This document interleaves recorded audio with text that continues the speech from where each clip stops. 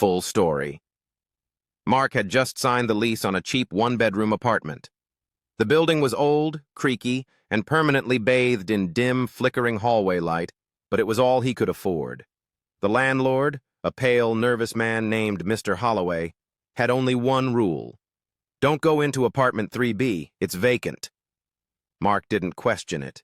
He was tired, broke, and more focused on getting his life back together after a brutal breakup.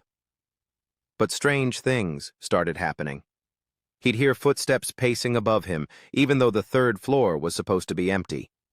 Doors creaked open and slammed shut at odd hours.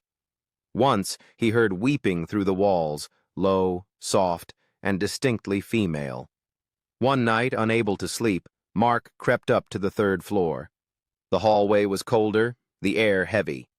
Apartment 3B looked no different from the others, but a single post-it note was stuck to the door.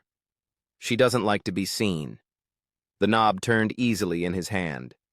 Inside, the apartment was fully furnished. A coat still hung on the rack, dishes in the sink, the faint scent of perfume lingered. "Hello?" Mark called out, uneasy. A soft voice replied from the dark bedroom, "You're not supposed to be here." He backed out immediately, heart hammering, and the door slammed behind him on its own. The next morning he went to confront Mr. Holloway. "I thought 3B was vacant."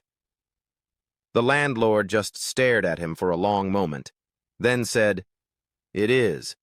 The girl who lived there, Eva, went missing 2 years ago. She was never found.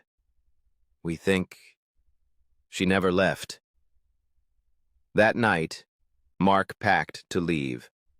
As he reached for his keys, a knock came at his door. He opened it without thinking. Standing there was a woman, pale, dark eyes, familiar perfume.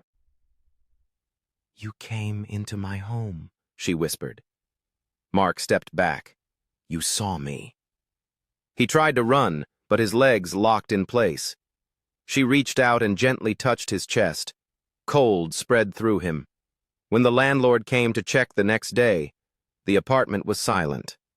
Mark was gone. Apartment 3B, still locked, still vacant.